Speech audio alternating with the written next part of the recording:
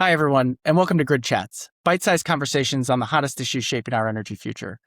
I'm your host, Michael Wu, and today my guest is Dr. Nathan Johnson. Nate is the director of the Laboratory for Energy and Power Solutions at Arizona State University, and he's also the co-director at ASU's Metis Center for Infrastructure and Resilience. Nate, welcome to the show.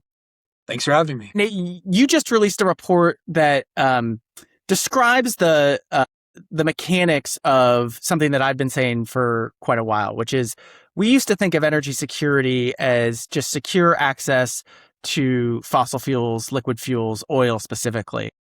And today we really need to redefine energy security as assured access to abundant and uninterrupted electricity. Your report really goes into tracing how that redefinition of energy security really gets down to the component and material levels. Maybe just take our audience through a little bit about how that dependency works and what it means for the United States.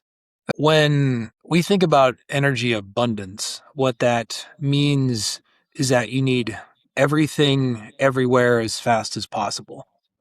And there is the liquid and gaseous fuels, of course, with natural gas, but that also means the hard infrastructure. So you need power plants, nuke, geothermal, solar, wind, batteries, everything. And not just the generation, but then also how do the electrons get from the point of generation to the point of use? And so that's transmission, distribution gets into substations, transformers, advanced conductors, and more. So in Arizona, to give you a sense of the urgency of this, is in the next 10 years, we're on track to double what we have today. So it took us 100 years to get to where we are today. In the next 10 years, we need to do that again. So we need to get moving. Now, the challenge of that is it's not the willingness or the demand signal, but you need the basic components, the materials to build things. And so with some colleagues in my team, Elena Van Hove and Dylan Lanning, we took a look at some studies by the DOE with the Electric 18, lithium, iridium, gallium, nickel, and more, and then also some complementing critical minerals, uranium, phosphorus, manganese, and others, and looked at U.S. government interventions in the last 5 years to write this report. And we looked at where there are bottlenecks in creating the products and the hard infrastructure we have today. And so if you take a look at the major categories of supply chain processing, from getting it out of the earth to building something that is useful, you have upstream, so extraction and concentration of the materials and minerals, then midstream, refining and manufacturing, all the way to downstream and systems integration. So it's like building the stuff you see and you feel out there today. And that element can also include recycling and recovery. The challenge is that no aspect of that is moving at the speed of which it needs today. Furthermore, with U.S. reduction in mining and processing, and particularly the midstream elements, we don't have the onshore capabilities to meet our own demand. And then you take a look at it takes 10 to 15 years to permit and create a new mine and processing facilities. That's the same time frame that we need to double down on exactly what we have today. And so those timelines just simply don't match.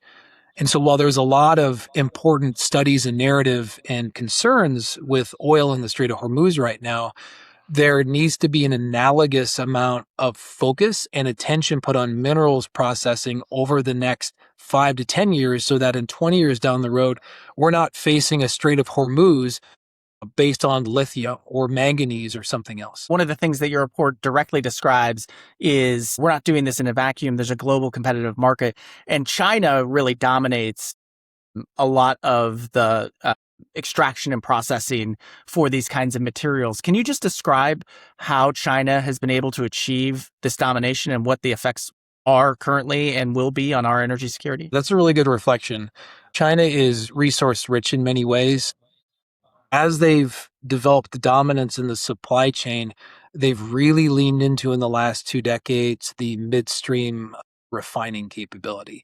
And so even if they don't have the local minerals, other countries will be exporting their raw product to China to get processed. And then that goes into goods, which can then be exported. If you look at this entire supply chain, having control or near universal control over any one component of it means that you have control over the entire process because that step is needed to get to the end good.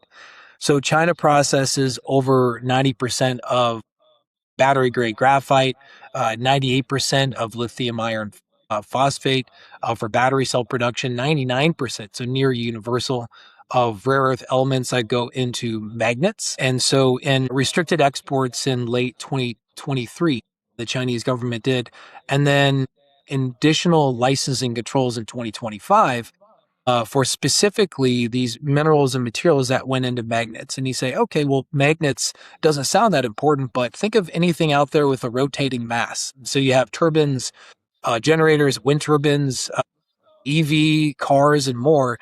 Those magnets then were unavailable to then be put into these products that were necessary to meet that energy abundance question.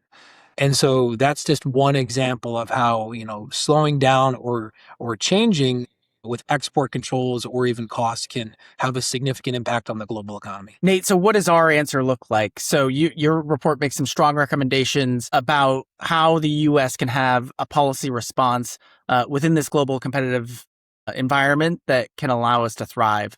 And that we have the capability to thrive, but our policy response has to meet the moment. So what does that look like? What does that mean? And more importantly, what happens if we don't do it?